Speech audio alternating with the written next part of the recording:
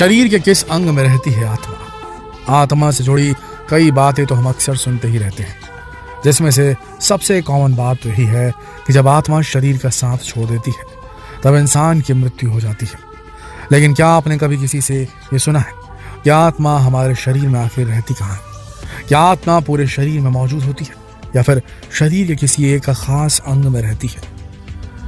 वहीं कभी न मरने वाली आत्मा मौत के बाद शरीर को छोड़कर आखिर कहाँ चली जाती है? आज हम आपके इसी दुविधा को दूर करेंगे, जानेंगे आध्यात्म और विज्ञान दोनों के नजरिए से क्या है इन सवालों के जवाब। तो चलिए आज हम आपको बताते हैं कि आत्मा शरीर के किस हिस्से में रहती है। इसके साथ ही आत्मा से जुड़ी कुछ और रोचक तथ्यों को भी आज हम आपको जरूर सुनाएंगे। इसके लिए बस अंत तक जुड़े रहिएगा। दोस्तों, ये तो हम सब जानते ही हैं कि शरीर के हर अंग का, हर हिस्से का अपना एक निश्चित स्थान होता है। यानी दिमाग सिर में होता है, दिल सीने में, किडनियां हमारे बॉडी में, पेट में होती है। लेकिन अब आत्मा की बारी आती है, जब आत्मा की बारी आती है तो हम सोच में पड़ जाते हैं। हमें एग्जैक्टली ये मालूम ही नहीं कि शरीर के अंदर आत्मा कहाँ रहती है, वो कॉन्शियसनेस, वो स्पिरिट कहाँ रहती है। आमतौर पर आत्मा को लेकर लोगों का मानना है कि आत्मा तो शरीर के हर हिस्से में मौजूद है, लेकिन सच में क्या ऐसा है? तो सुनिए, शास्त्रों की माने तो आत्मा हमारे दिमाग में है। जी हाँ, आत्मा के बारे में हिंदू धर्म के धर्म ग्रंथ वेदों में लिखा है कि आत्मा हमारे दिमाग में निवास करती है और मृत्यु के बाद आत्मा वहां से निकलकर दूसरे जन्म के लिए ब्रह्मांड में चली जाती है। अब आपको बता दें कि आत्मा को लेकर शास्त्रों में कही गई इन बातों को अब विज्ञान ने भी माना है, क्योंकि मौत के अनुभव पर वैज्ञानिकों ने रिसर्च किए और इस बात की पुष्टि की है कि आत्मा शरीर में, हमारे दिमाग में होती है। दरअसल साइंस में यह माना जाता है कि मस्तिष्क में क्वांटम कंप्यूटर के लिए चेतना एक प्रोग्राम की तरह काम करती है। चेतना यानी कि आत्मा। वहीं जब शरीर की नर्वस सिस्टम क्वांटम पदार्थ कम होने लगता है या अपनी जगह छोड़ने लगता है तो मृत्यु जैसा अनुभव होता है। डेली मेल अखबार की माने तो इसी थ्योरी को आधार बनाकर एमरेटस और हेमेरॉफ दोनों वैज्ञानिकों ने आत्मा के रहस्य से पर्दा उठाने की कोशिश मात्र की है। इन दोनों का कहना था कि मस्तिष्क की कोशिकाओं के अंदर बने ढांचों में आत्मा का मूल स्थान होता है, जिसे माइक्रोट्यूब्यूल्स कहा जाता है।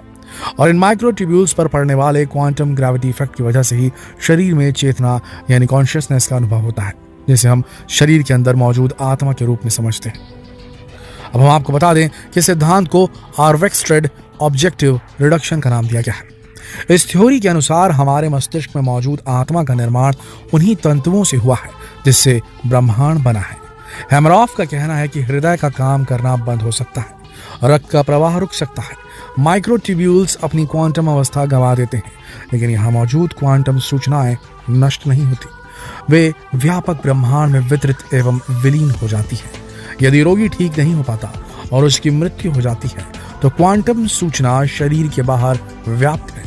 उन्होंने ये भी कहा कि अगर कोई इंसान मौत के मुंह से बाहर निकल आता है तो उसका साइंटिफिक रीजन ये है कि उसकी क्वांटम इंफॉर्मेशन माइक्रोट्यूब्यूल्स में वापस चली आती है, जिसकी वजह से उसे मृत्यु जैसा अनुभव तो होता है लेकिन वो वापस जीवित हो जाता है।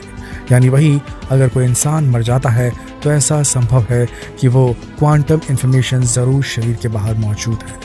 योग की भाषा में समझे तो आत्मा मस्तिष्क के जिस स्थान पर रहती है उसे सहस्रार चक्र या ब्रह्म रंध्र कहते हैं। ये इंसान के दिमाग का एक हिस्सा है। आपने पंडितों की चोटी जरूर देखी होगी, यानी जहां पंडितों के पूरे सिर पर बाल नहीं होते लेकिन सिर के पीछे हिस्से में चोटी होती है। ये चक्र ठीक उसी जगह पर होता है, यानी मस्तिष्क में यही वो जगह है जहां हमारी आत्मा का निवास होता है। कहते हैं कि पुराने जमाने में साधु संत और ज्ञानी वर्षों तपस्या करते हुए अपने ध्यान को इसी केंद्र में केंद्रित करते थे और फिर खुद ही उनके शरीर का अंत हो जाता था, यानी उनकी आत्मा उनके शरीर का साथ छोड़ देती थी। इंसान की मौत हो जाने के बाद आत्मा शरीर के उस भाग से निकलकर बाहरी जगत में फैल जाती है। शास्त्रों में भी कुछ ऐसा ही कहा गया है कि मौत के बाद देह से निकलकर यह आत्मा दूसरे लोगों की यात्रा पर निकल जाती है। वाकई में एक कमाल की जानकारी है।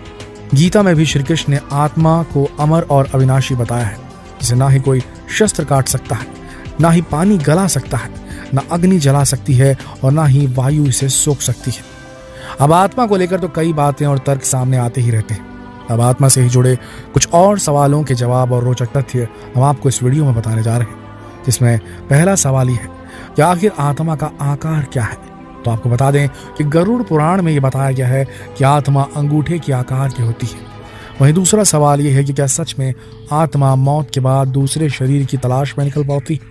तो जैसा कि हमने वीडियो में जाना कि आत्मा एक शरीर को छोड़ने के बाद ब्रह्मांड में वापस चली जाती है। अब जैसा कि हम सब लोग भी किसी की मृत्यु हो जाने पर आमतौर पर यही कहते हैं कि आत्मा अब अपना दूसरा ठिकाना ढूंढेगी, यानी आत्मा किसी दूसरे शरीर में प्रवेश करेगी।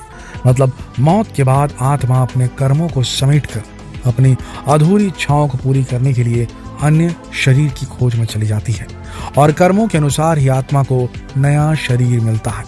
शायद यही वजह है कि कई बार हमें ऐसी खबरें सुनने को मिलती है कि लोगों को अपने पिछले जन्म की बातें याद आ जाती हैं। अब तीसरा और मौत के बाद का सबसे कॉमन सवाल ये है कि क्या मौत के बाद बढ़ते हैं नाखून और बाल। तो जवाब है जी नहीं, ऐसा मुमकिन नहीं है। मौत के बाद बाल या नाखून इसलिए नहीं बढ़ सकते क्योंकि मौत के बाद नई कोशिकाओं का निर्माण नहीं होता। साथ ही मरने के बाद शरीर पानी से लेकर कोई भी पदार्थ ग्रहण करने की क्षमता खो देता है, इसलिए किसी किस्म की कोशिका वृद्धि संभव नहीं होती।